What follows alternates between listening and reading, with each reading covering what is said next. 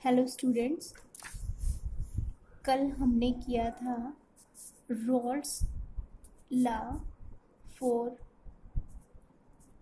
Volatile solute. Volatile solute यानी कि जो इजीली वेपर की फॉर्मेशन कर दे, ऐसा सॉल्यूट हमने लिया था। आज हम करेंगे Rawls law for non volatile solute.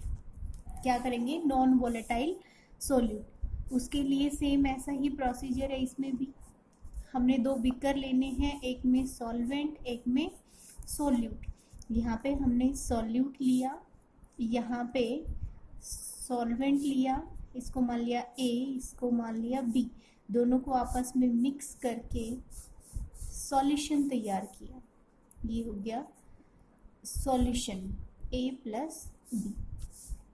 यहाँ पे ये प्योर फॉर्म में है, ये भी प्योर फॉर्म में है, लेकिन जैसे ही सॉल्यूशन बन गया इसमें सॉल्यूट और सॉल्वेंट मिक्स हो गए, यानी कि वो इम्प्योर फॉर्म में आ गए हैं दोनों।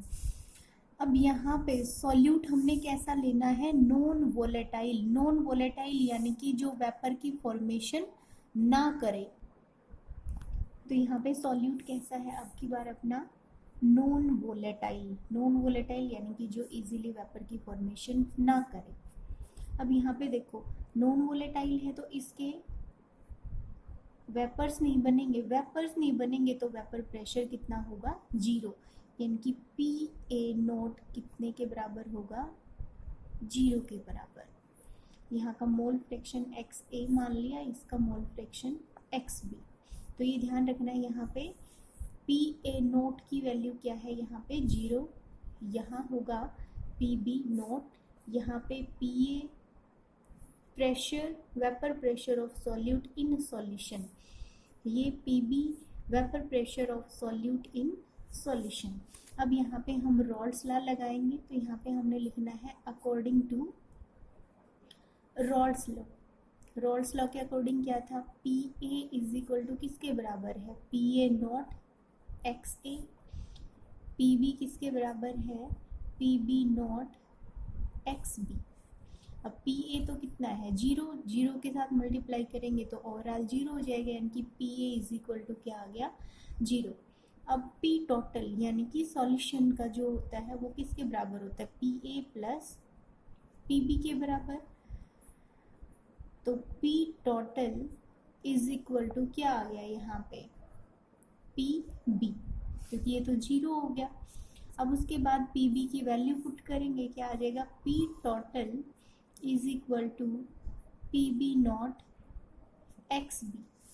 अब पी बी नॉट को यहाँ पे हम ला सकते हैं, तो पी टोटल अपॉन में P B nought is equal to X B.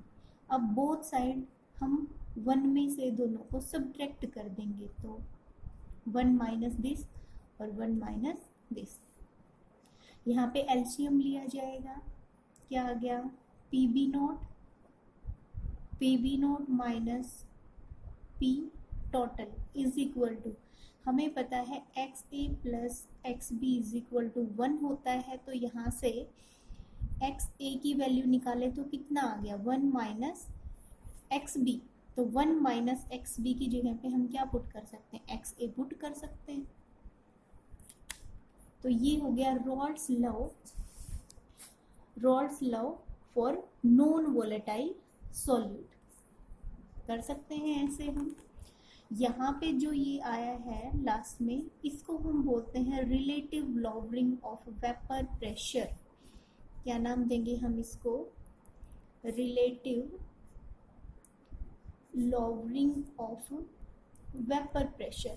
Relative lowering of vapour pressure का मतलब क्या है कि पहले जो सॉल्वेंट था उसका जो वेपर प्रेशर था वो हाई था, यानी कि प्योर स्टेट में है, ये प्योर स्टेट में है, तो ज़्यादा वेपर बनेंगे तो वेपर प्रेशर ज़्यादा होगा। लेकिन जैसे ही इसके अंदर सॉल्यूट को मिला दिया गया तो जो सॉल्यूशन बना है उसका वेपर प्रेशर कम हो गया। Relative lowering of vapour pressure का मतलब क्या है कि प्योर सॉल्वेंट का वेपर प्रेशर पहले हाई था, लेकिन जैसे ही इसमें सॉल्यूट को डाल के सॉल्यूशन बनाया गया, सॉल्यूशन बनाया गया, तो जो सॉल्यूशन का वेपर प्रेशर था वो कैसा हो गया, लो हो गया। तो इस वजह से इसको बोला जाता है relative lowering of vapour pressure. अब देखो रिलेटिव, ये जो वेपर प्रेशर कम हुआ है सॉल्यूशन का, वो किस वजह से हुआ है, उसका रीजन क्या है। यहाँ पे ये प्योर सॉल्यूशन सॉल्वेंट है अपना, प्योर सॉल्वेंट, यहाँ पे पार्टिकल हैं सॉल्वेंट के, ये इजीली वेपर्स बना रहे हैं, इजीली वेपर बना रहे हैं तो वेपर प्रेशर ज़्यादा होगा। लेकिन अब सॉल्यूट कैसा था अपना, नॉन वोलेटाइल, जो वेपर बनाएगा ही नहीं। अब इसके अंदर हम अगर वो सॉल्यूट डालेंगे तो सॉल्यूट के कुछ पार्टिकल तो नीचे आ जाएंगे और कुछ पार्टिकल इसके सरफेस के ऊपर रह जाएंगे। अब देखो पहले तो यहाँ के पार्टिकल वेपर यहाँ से बना रहे थे, लेकिन अब सॉल्यूट के पार्टिकल ने इसका कुछ सरफेस का हिस्सा कवर कर लिया। अब वहाँ से क्या होगा, वेपर बनेंगे ही नहीं, और वेपर नहीं बनेंगे तो वेपर प्रेशर अपने आप कम हो जाएगा। क्लियर हो गया ये। तो ये था रॉल्स लॉ।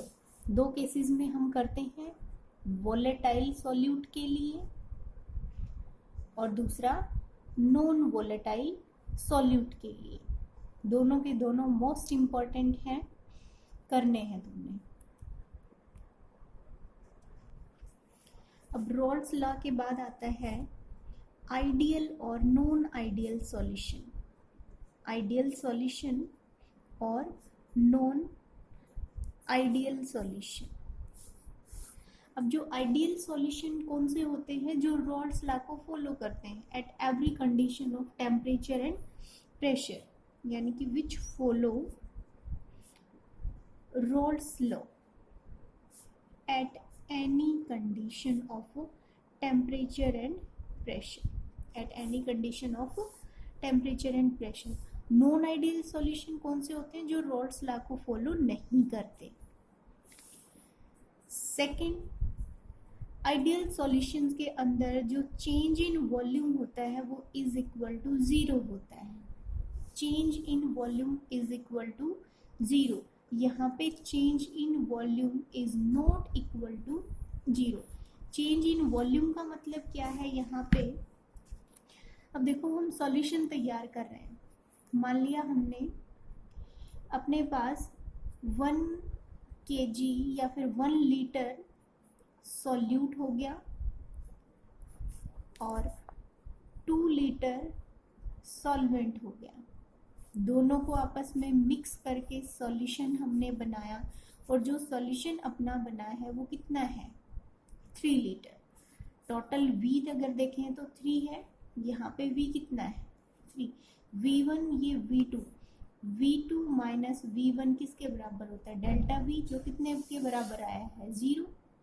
यानी कि ऐसा सॉल्यूशन, यानी कि solute plus solvent is equal to solution, उन दोनों का वॉल्यूम अगर सेम आता है, इक्वल आता है, तो वो सॉल्यूशन क्या होगा, आइडियल सॉल्यूशन, यानी कि वहाँ पे चेंज इन वॉल्यूम कितना होता है, 0।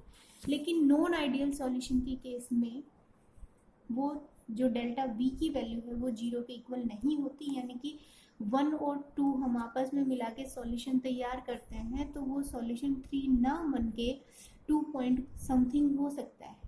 जो वॉल्यूम कम होगा वो in the form of heat, energy, यानी कि किसी भी फॉर्म में वो बाहर निकल सकता है। तो ऐसे सॉल्यूशन को हम क्या बोलेंगे, नॉन आइडियल सॉल्यूशन। थर्ड आ जाएगा इसमें कि आइडियल सॉल्यूशन वो होते हैं जिसमें delta H, change in enthalpy is equal to 0 होगा। यहाँ पे change in enthalpy delta H की वैल्यू नॉन 0 होगी। अब फोर्थ आ गया एजियोट्रोपिक मिक्सचर। जो आइडियल सॉल्यूशन होते हैं वो एजियोट्रोपिक मिक्सचर की फॉर्मेशन करते हैं, जबकि non ideal solution azeotropic mixture की फॉर्मेशन नहीं करते। ये अलग से टॉपिक है, जब होगा तब समझ में आएगा एजियोट्रोपिक मिक्सचर की फॉर्मेशन कौन करता है? Ideal solution, non ideal solution azeotropic mixture की फॉर्मेशन नहीं करता। ये क्लियर हो गया? Ideal solution, non ideal solution क्या होते हैं। अब रोल्स लॉ का ग्राफ आता है, वो हमें ध्यान रखना है। Graph of roles law. Okay,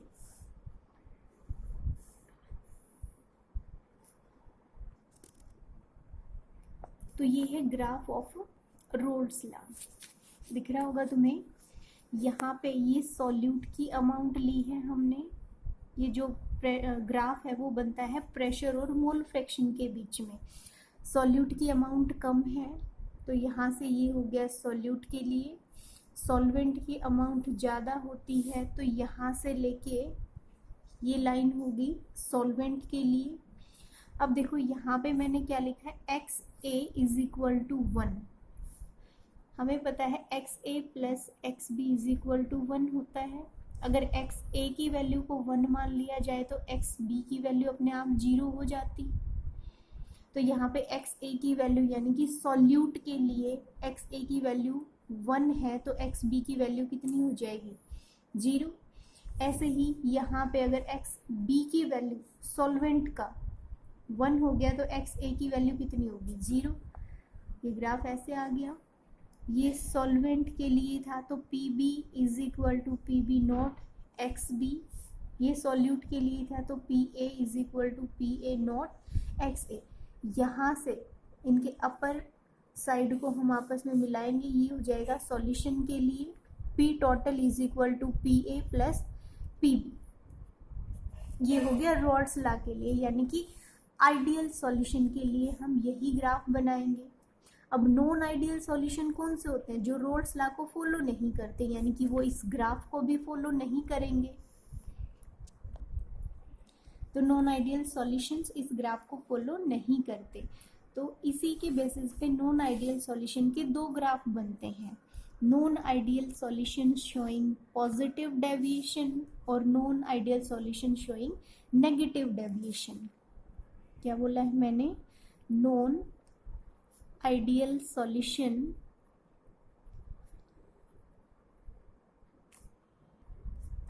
showing positive deviation और non ideal solution showing negative deviation.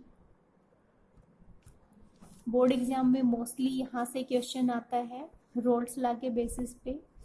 तो अब देखो, non ideal solution showing positive deviation. Positive deviation का मतलब ग्राफ हमें बनाना आ गया। ये सॉल्वेंट के लिए हो गया, ये सॉल्यूट के लिए और ये सॉल्यूशन के लिए। सारा ऐसे ही लिखना है। X A is equal to 1, X B is equal to 0, X B is equal to 1 तो X A is equal to 0। यहाँ से ये P A is equal to P A not X A, ये P B is equal to P B not X B और ये P total is equal to P A plus P B. यहाँ तक हो गया। लेकिन ये नॉन आइडियल सॉल्यूशन ये क्या दिखा रहा है? Positive deviation. पॉजिटिव डेविएशन का मतलब ग्राफ हमने ऊपर की साइड ऐसे उभरा हुआ दिखाना है। ये ग्राफ बनेगा non ideal solution showing positive deviation. ऐसे ही non ideal solution showing negative deviation में बाकी सारा ऐसे ही बनेगा, बस वो क्या करना है, नीचे की साइड दिखाना है। Non ideal solution showing negative deviation. Clear हो गया ये? अब अगर पूछा जाए कि जो नॉन आइडियल सॉल्यूशंस हैं वो पॉजिटिव डेविएशन कब शो करते हैं और नेगेटिव डेविएशन कब शो करते हैं, तो यहाँ पे हम कर रहे थे कि वो पॉजिटिव डेविएशन शो कब करता है। अब यहाँ पे देखो, सॉल्यूट सॉल्वेंट को आपस में मिला के हमने सॉल्यूशन तैयार करते हैं। सॉल्यूट के पार्टिकल्स को हम क्या लेते हैं? ए ए ए, ये पार्टिकल हो गया। सॉल्वेंट को हम बी से डिनोट करते हैं, यानी कि यहाँ पे पार्टिकल कौन से हो गए, बी वाले पार्टिकल्स हो गए। सॉल्यूशन के पार्टिकल कैसे बनेंगे, ए और बी को दोनों को आपस में मिक्स कर दिया जाएगा, यानी कि बॉन्डिंग किसके बीच में होगी, ए और बी के बीच में होगी बॉन्डिंग। यहाँ पे बॉन्डिंग किस किस के बीच में होगी, बी बी के बीच में होगी। यहाँ पे ए के पार्टिकल के बीच में बॉन्डिंग होगी। तो non ideal solution showing positive deviation. Positive deviation का मतलब क्या है कि सोल्यूट और सॉल्वेंट का जो वेपर प्रेशर था वो पहले क्या था, कम था।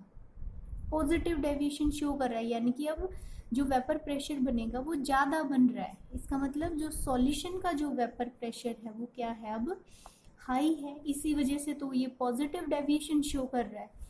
अब देखो इनका वेपर प्रेशर कम क्यों था, जितना ज़्यादा बॉन्ड स्ट्रोंग होगा वो बॉन्ड टूटेगा नहीं, टूटेगा नहीं तो वेपर कहाँ से बनेंगे, और वेपर नहीं बनेंगे तो प्रेशर कम होगा। इसका मतलब यहाँ जो बॉन्डिंग है ए और बी की जो बॉन्डिंग है वो कैसी है, स्ट्रॉन्ग बॉन्डिंग है।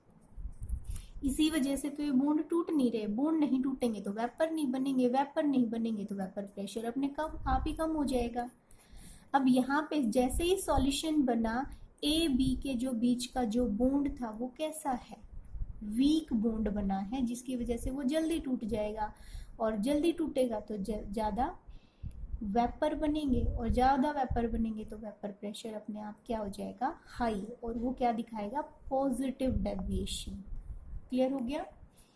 क्या बोला मैंने, सॉल्यूट और सॉल्वेंट के जो पार्टिकल्स थे उनके बीच में स्ट्रॉन्ग बॉन्डिंग थी। स्ट्रॉन्ग बॉन्डिंग होने की वजह से वो इजीली नहीं टूट रहे थे, और नहीं टूटेंगे तो वेपर नहीं बनेंगे।